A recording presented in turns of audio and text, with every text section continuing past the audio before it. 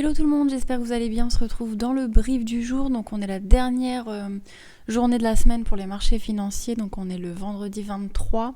On va aller voir sur cette vidéo le marché des cryptos avec le Bitcoin. Je pense pas qu'on ira voir l'Ethereum. Je crois pas qu'il y ait de news importantes. Au pire, on fera un petit tour rapide et on ira voir le côté SPX et dollar pour voir un petit peu ce que ça dit suite à cette semaine où on a eu une rehausse des taux par la Fed et on sait que le marché a un petit peu réagi à ça, bien que le Bitcoin, on va le voir, a pas tellement réagi. Donc là je me suis mis en weekly, ça fait longtemps qu'on s'était pas mis en weekly. On voit concrètement que on a des structures pour l'instant, alors qui sont pas confirmées mais qui sont pas vraiment bullish. On pourrait avoir là ici une structure en M si jamais cette semaine-là clôturée telle qu'elle est, puisqu'encore une fois, il faut attendre la clôture sur cette nouvelle bougie, mais grosso modo, ce serait vraiment pas bullish de voir un M ici en weekly. Pour l'instant, on est vraiment redescendu sur des niveaux de support ici aux alentours des 18 600. On n'a pas breaké pour l'instant le dernier plus bas qui se trouve juste ici. Voilà, aux alentours des 17 500. Donc tant qu'on n'a pas breaké ça, on n'est pas encore sur un signe vraiment bearish, mais en tout cas on a perdu un petit peu de force. Le MACD est toujours acheteur, mais on perd quand même un petit peu de force, donc attention à ça.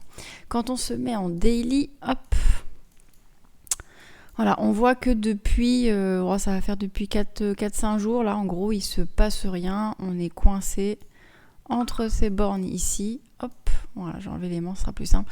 On est coincé, il n'y a pas vraiment de volatilité particulière, il ne se passe pas grand chose, on s'ennuie un peu pour l'instant sur le marché du Bitcoin, donc pas grand chose à dire. Du côté d'Ishimoku, on est sous la Tenkan et sous la Kijun, il ne se passe pas grand chose, on est en tendance baissière, voilà, pas de nouveauté particulière. Côté Ethereum, juste pour vite fait jeter un œil, voilà, il se passe pas grand chose. On avait breaké le support ici là qui est aux alentours des 1400 que vous voyez là. On l'a breaké et depuis on continue un petit peu à s'enfoncer. Là on retravaille l'ancienne résistance qu'il y avait ici. J'essaie de tracer à peu près droit. On travaille cette résistance. Si jamais on revient vraiment la breaker et passer en dessous, il est fort probable qu'on retourne sur les niveaux de l'ancien range là qu'on avait au mois de juin. Voilà. Côté macro, ce qui est assez intéressant, c'est que lui, par contre, le SPX, pour une fois, le Bitcoin est plutôt décorrélé au SPX. On a un SPX qui s'enfonce, voilà, complètement. Pour l'instant, on est en train de retravailler ce support ici. Voilà, j'essaie de le mettre. Je vais mettre en pointillé, voilà, ce sera un peu plus simple, un peu plus visible. On est en train de travailler ce support. Par contre, si jamais on break ce support aujourd'hui, concrètement, ça va pas du tout être bon signe pour le SPX. Il me semble qu'on avait tracé il y a très longtemps, à l'époque, un Fibo. On va le retracer du précédent mouvement. Non. Voilà. Et on avait dit, effectivement, qu'on avait retravaillé cette box autour de la zone du premier arrêt. Ce premier arrêt, techniquement, avait cédé, mais on avait rebondi dessus.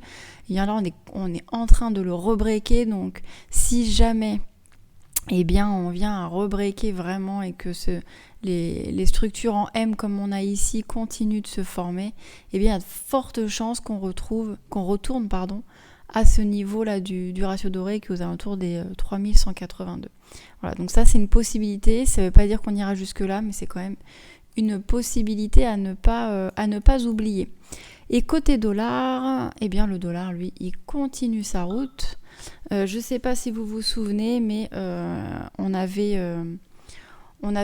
tracé le Fibonacci là sur le précédent W ici. On avait vu que le premier objectif c'était aux alentours des 114. Et bien concrètement, on est en train d'y aller. Donc est-ce qu'on ira jusque là? Je ne sais pas. Mais en tout cas, voilà, c'est des objectifs que nous donne le retracement de Fibo et on a un MACD qui a repris vraiment une force acheteuse. Donc voilà, pour l'instant, c'est pas trop bon signe.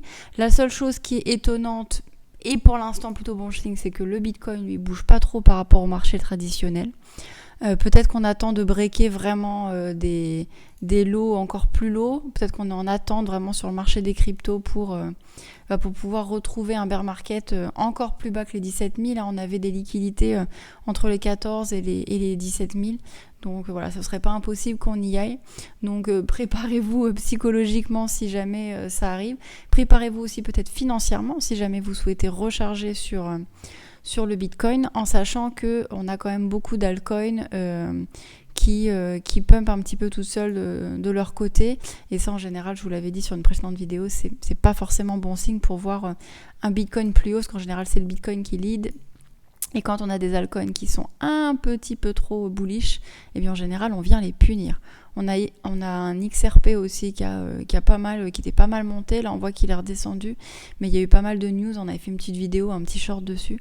Donc voilà, attention à ça. Le petit pump qu'il a connu va probablement pas durer des jours et des jours. Voilà. Et bien écoutez, j'espère que la vidéo vous aura plu. Désolée, il n'y a pas vraiment plus d'informations pour l'instant. Les marchés sont plutôt en attente.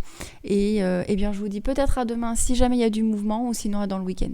Passez une bonne fin de journée. Allez, ciao.